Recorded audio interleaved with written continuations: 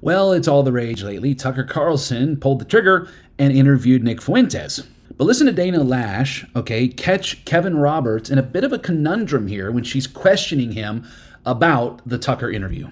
It seems because a lot of people I get what they're saying. A lot of people feel confusion because they feel as though their criticisms, which seem to be scripturally based, are being maligned as the division that is being sown, or that's what is being described as venomous. And I think a lot of individuals find that hard to reconcile, especially when it's said in defense of someone who would say that they hate Christian Zionists, or they hate people like Mike Huckabee or Ted Cruz because they support Israel as a U.S. ally.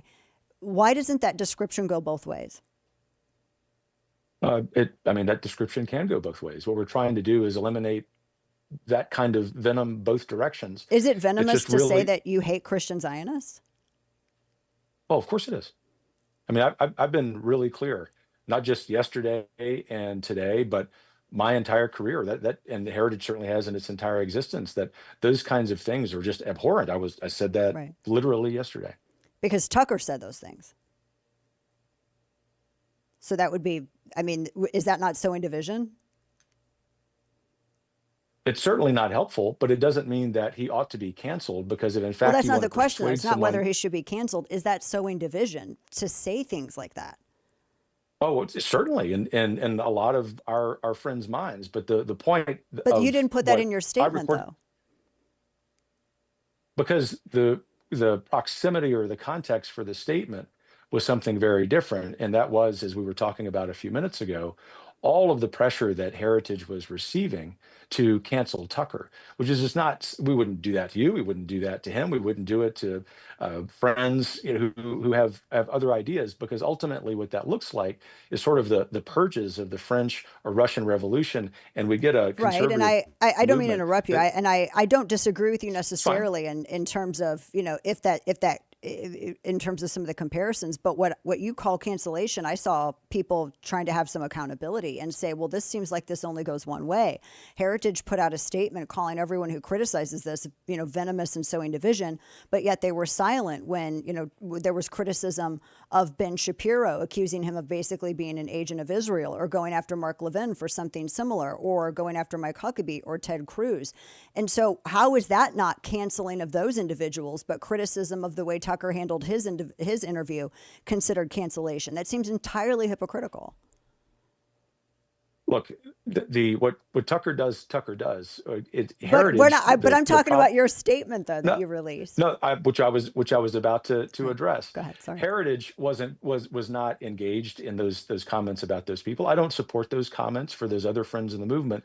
But the key point is, even in spite of that, it doesn't mean that we were going to call for the cancellation of Tucker. We're not going to call for the cancellation of anybody. We think that's ultimately counterproductive to the conversation that we need to have. You see, she makes a great point here. It is hypocritical. It absolutely is. But it's interesting. One of the anomalies that's become very, very apparent to fair-minded people that are approaching this issue in good faith is that there's a double standard applied to Israel that no one would ever apply to anyone else, not even to America. We bombed Japan into complete submission, complete genocidal wiping out of whole populations of cities with just a few of these atom bombs. Yet we were never called genocidal. We were never accused of genocide, as we were responding to an unprovoked attack from the Japanese on Pearl Harbor. But somehow we allow the world community, Americans on the left, the right, it doesn't matter who, we allow them to completely keep twisting these narratives and say that Israel basically doesn't have the right to defend themselves. If they respond to an unprovoked attack from the Palestinians, then they just have to fight with their hands tied behind their backs. And even when they do everything they can to avoid civilian casualties, and by all metrics they're doing an amazing job, they still don't get credit. It's still considered a genocide. Completely unfair. But what's happening is the people that support Israel in this, the same ungodly, unfair standard is applied to them. And someone like Tucker Carlson, he can just get on there and he can rail against Christian Zionists. He said, don't quote me on this, but he basically said he hates Christian Zionists, that they're the worst ever. He despises them more than any people on the earth. And he says they have a brain virus. But does he ever say that about Palestinians who quite literally have the brain virus, where you can love on them, you can give them an education, you can care for them, feed them? Even, some of the Palestinians that got injured trying to suicide bomb Israel, even when Israel does everything they can, go out of their way to be nice and show, Christian or Jewish charity to them, they still want to come back and blow them up because they say it's their destiny to kill Jews. So who really has the mind virus here? Who really has the mind virus? Who really is overtaken by something demonic here? I think it's pretty clear to those that are fair-minded and are approaching this in good faith. And I find it interesting. Tucker Carlson, a little while back, he talked about how he was attacked by a demon, how he woke up in the middle of the night with scratches all over his body, and he was attacked by a demon. I'm wondering if that demon ever left. I'm wondering if that was the anti-Semite demon. And this is the game people like him and Candace and everybody that's flirting around with anti-Semitism play. They say, don't you call me an anti-Semite? How dare you call me an anti-Semite? Yet they continually have people on, platform people, who have clearly said anti-Semitic things, that have clearly taken anti-Semitic positions, okay, who clearly are involved in fueling the fires of anti-Semitism worldwide, yet they say, don't you ever call me an anti-Semite, how dare you? And it's like they have this righteous veneration, this righteous indignation that's completely unrighteous. They're accusing people of accusing them of unfounded accusations, yet it's completely founded in what we like to call reality, okay? But I find it interesting. And here's the main point of this video that I want to get across. Dana's interviewing this Kevin Roberts guy, okay, the president of the Heritage Foundation. And she's interviewing him on the back of a statement that he put out, the Heritage put out, in complete support of Tucker. And I just think there's a power struggle happening right now within the conservative movement. And really, the guys from the far right, like Nick Fuentes, who have positions and have said things that are completely outside the bounds of civil discourse, I think guys like him have bullied their way more to the center and are bullying their way into a power position and a control position of the conservative party. And I think this man's statement, okay, and some of the answers to Dana's questions in interviews like this is showing how they are being bullied. Okay, they are being bullied. And they are bowing to people like Tucker and to people like Candace. And I can't help but notice that Candace and Tucker have the #1 podcast in but in the conservative landscape. Okay, and I'm not here to point the finger and judge this man, Kevin Roberts. I don't know what's in his heart, but I'm telling you right now, there are some in the conservative movement that are bowing down to Tucker. They're bowing down to Qatari Tucker and to Qatari Candace, and I don't like it. I don't like what I'm seeing here. I don't like what I'm sensing here. I don't like what I believe I'm discerning here, okay? And there's a principle in the Bible that it doesn't matter what kind of human power is being exercised, we have to stand up for what is right, okay, for what is moral, and for what our conscience is bound to and bound by, okay? And my conscience is bound, okay, by what I believe I'm seeing the rise of around the world. It is not God that's behind anti-Semitism. It is the devil. And like I've said in previous videos, it is one of the slyest spirits, okay? The way it creeps in, the way it grabs hold of people, even good, decent people that have good intentions, okay? And I choose to believe that for the longest time, Tucker has had good intentions, okay? But I'm seeing something now that I never saw before, that I believe the Lord is showing me, is revealing me, and there's something very sly about Tucker. He cuts through people's discernment with his charm, his bow tie, his laugh, I'm Mr., I'm out here in Maine, I'm out here in the woods, I got the fly fishing, on the cover of my YouTube. I'm just like you, even though he's never spent a day in me or your shoes, like ever. I mean, he was born to multi-generational wealth, to a CIA, Department of Defense, family of American wealth. He was literally born to the elite. And I commend him for trying to be a quote-unquote normal American and be in touch with God and nature and have a marriage and have family and have dogs and put away the TV and read books. I commend him for all that, okay? But there's something very, very sly that I believe is at work with him. And I don't want to judge Tucker's heart either. I'm judging, I believe, the spirit that I see operating in and through him. A lot of times when spirits get a hold of people, they don't understand what's going on. They don't understand what spirit they're of. Just like Peter in Matthew chapter 16, the Lord rebuked him and said, you don't know what spirit you're of. Get behind me, Satan. And just moments before, he was articulating profound divine revelation. So it's as if in previous seasons, people like Candace and Tucker were articulating profound truths that were capturing people and that were waking people up and that were really touching people and helping people. But then people developed an emotional connection with them, and they've watched literally hundreds of thousands of hours of their podcasts and their videos, and they feel like they know Tucker. They feel like they know Candace, even though Tucker and Candace wouldn't know them from, John walking down the street. But this is how a cult following is established. You've spent more time now, like with these people that you listen to and you watch every day, than you've spent with some of your family members. And you feel like you know them. And there's the emotion there that comes in that the enemy uses to blind you as well to what is really coming out of their mouth. But just strip it all away. Just go to the interview between Tucker Carlson and Nick Fuentes. Just print out the transcript. Try to remove the emotion from all of it and just read what was said in the interview. There was a point in the interview where Nick Fuentes, with a grin on his face, said, "I love Joseph Stalin. I like Joseph Stalin." He quoted Joseph Stalin's birthday in December. He said, "Oh yeah, one of my favorite days." And Tucker asked him why, and he said it's because it's Joseph Stalin's birthday, and I really admire Joseph Stalin. And although Tucker said, we're going to circle back to that, he never did. And he never pushed back on that. Now, some people would say Nick's just trying to be facetious. He's just trying to poke, just like the way he uses the N-word.